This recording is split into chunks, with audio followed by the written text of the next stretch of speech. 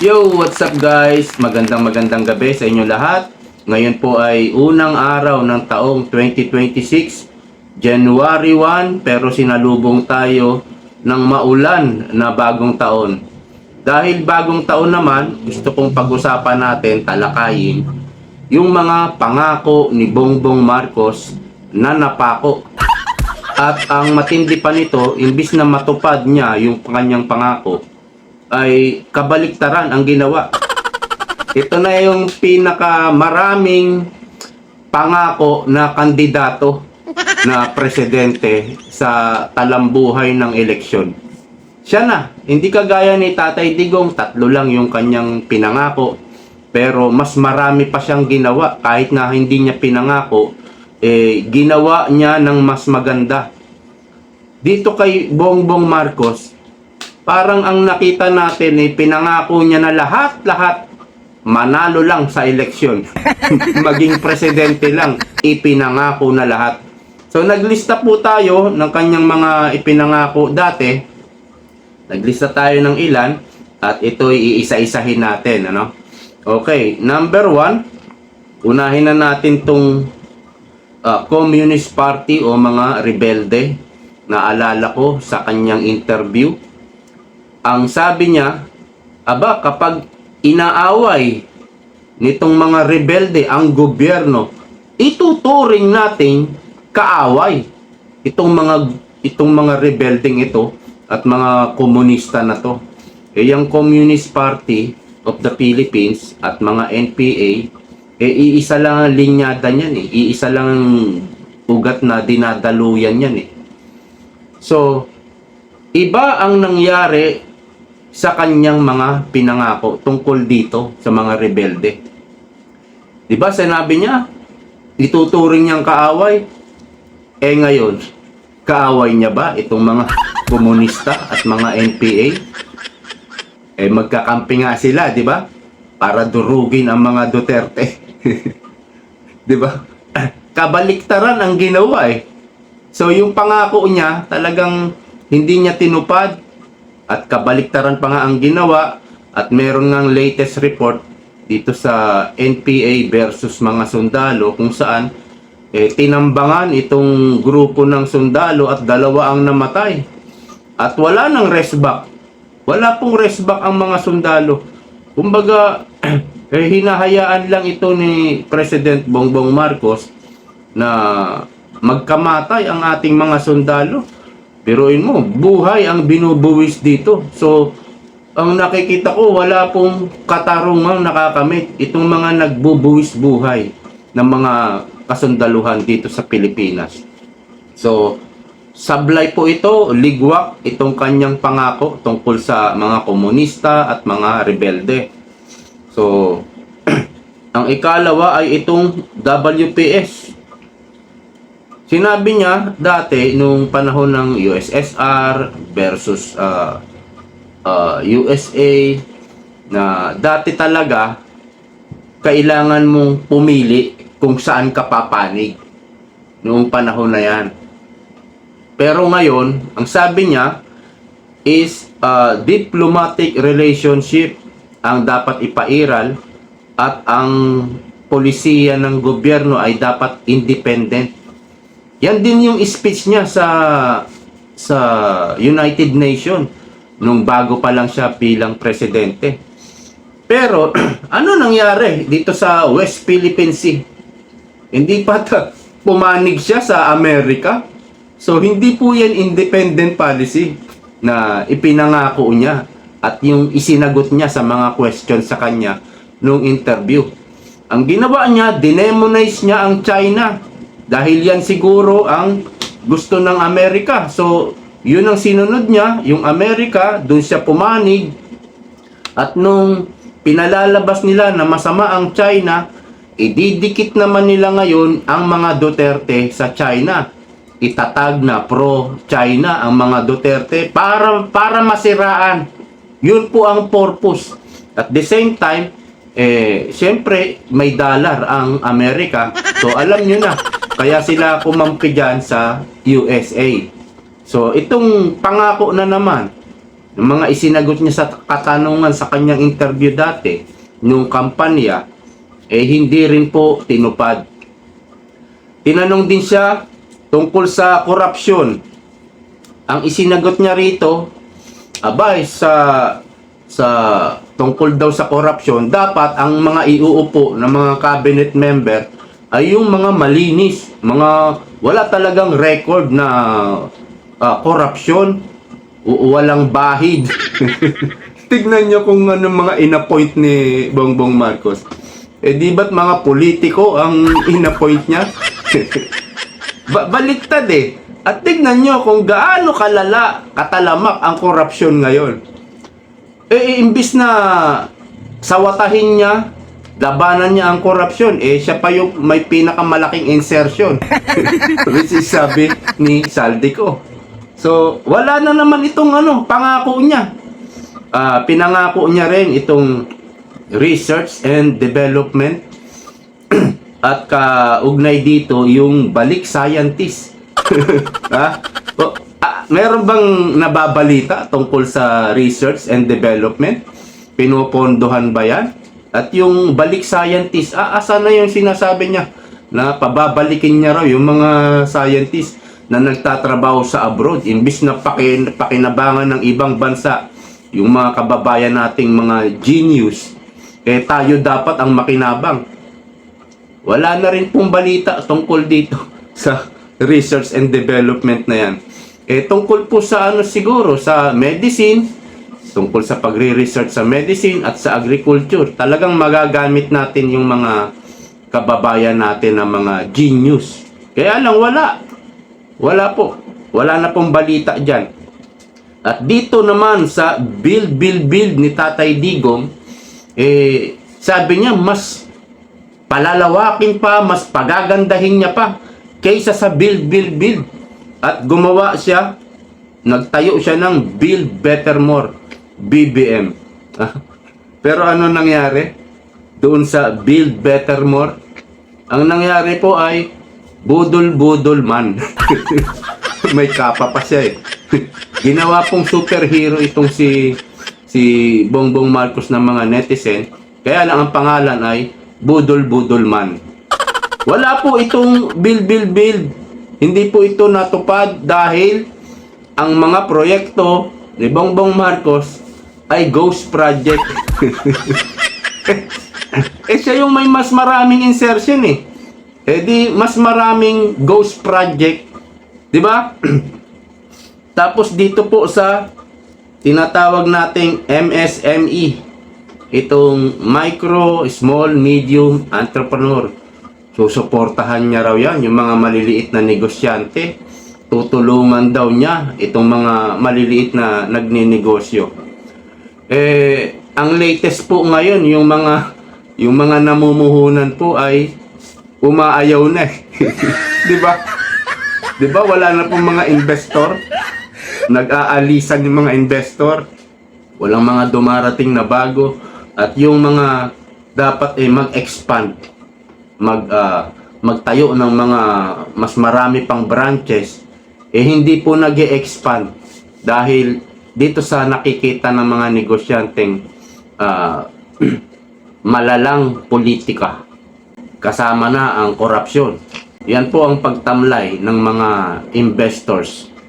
Kaya ligwak din po itong mga sinasabi niya dati na tutulungan ng MSME.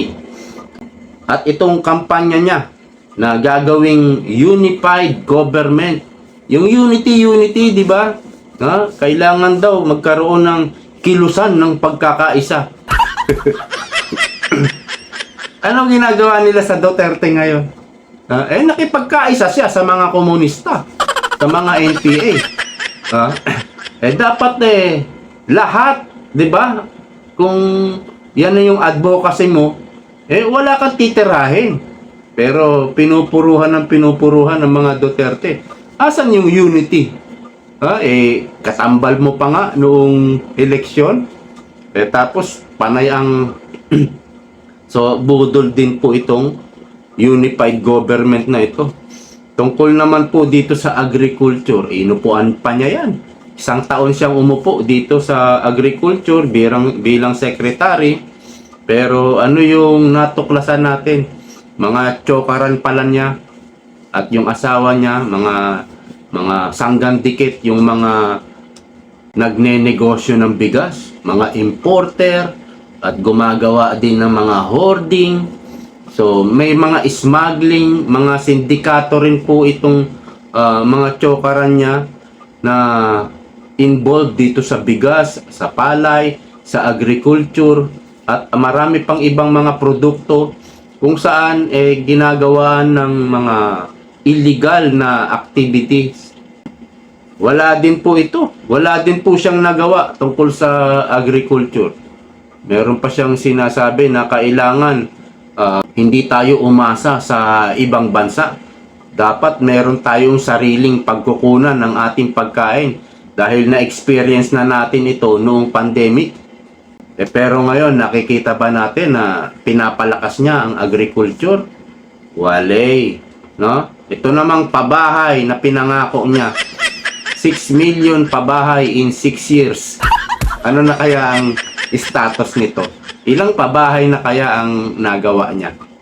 Wale din, di ba? Ang dami na. At itong healthcare, sabi niya nung una, kulang daw tayo ng 100,000 na nursing. So, susuportahan daw niya itong mga nursing at kung kailangan pabalikin na lang sa Pilipinas. At itong mga hospital sa Pilipinas, dahil nung panahon daw ng kanyang tatay, nagpagawa ng mga hospitals ang kanyang tatay at umistop na raw. Tumigil na. Wala na pong gaanong nagpagawa ng hospital. So, yan daw ang gagawin niya tungkol sa healthcare dito sa ating bansa. Mas dadagdagan niya ang mga hospital. Meron tayong isang nabalitaan na groundbreaking. Kasama pa si Tamba groundbreaking sila ng pala. Ewan ko kung ano nang nangyari ron. Pero isang beses lang yun. Ibig sabihin, isa lang ang proyekto nilang hospital. Bakit ayaw nila ng hospital? Baka walang gaanong kickback doon. Baka walang gaanong SOP. Puro flood control lang gusto. Wala rin yung pinangakong mga magtatayo ng hospital. Ang ginawa, imbis na palakasin ng healthcare system dito sa bansa, ninakawan pa ng 60 billion ng PhilHealth. Yun po ang ginawa. Dito rin sa education.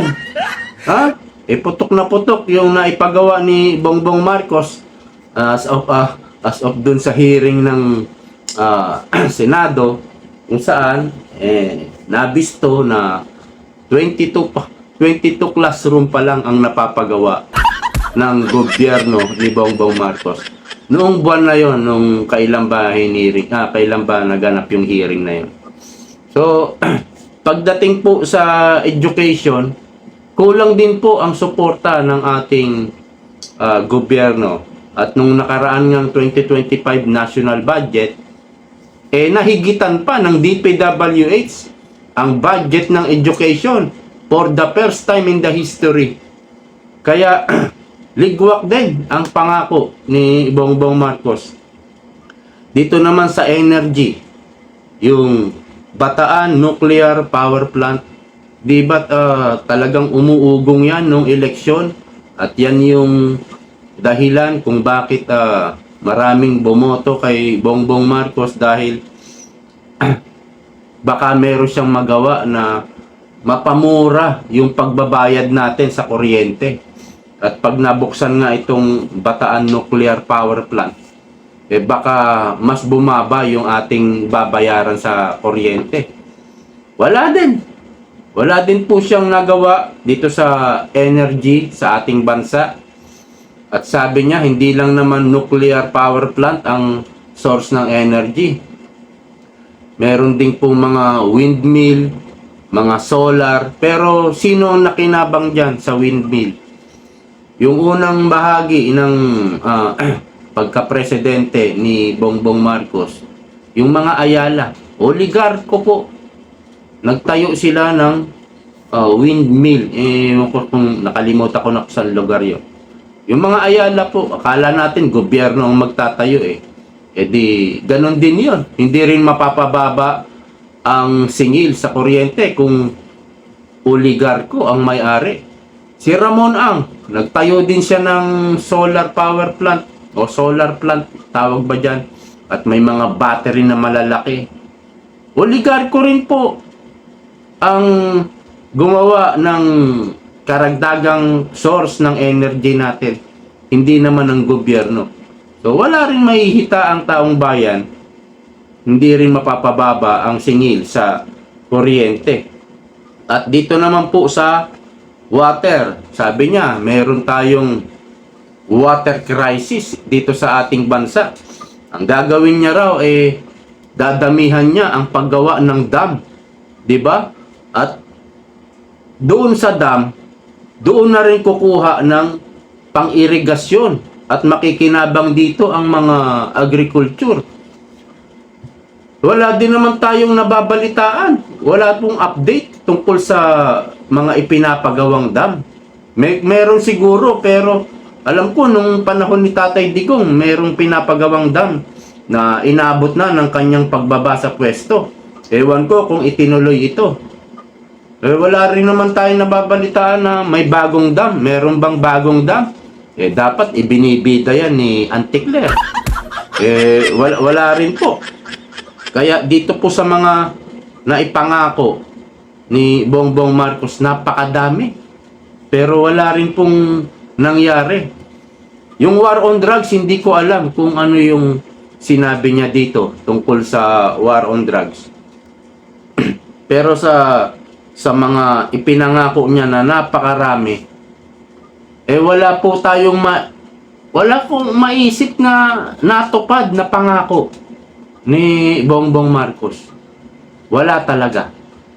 Kaya tama lang na tawagin siyang budol-budol man. At hindi na po makakabawi ang gobyerno ni Marcos dahil 2 taon at kalahati na lang ang natitira sa kanyang termino. Imposible na rin po na makagawa ng proyekto si Bongbong Marcos na tinatawag na big ticket. Yung bang matatapos sa panahon niya, 2.5 years na lang. Wala na. Wala na po.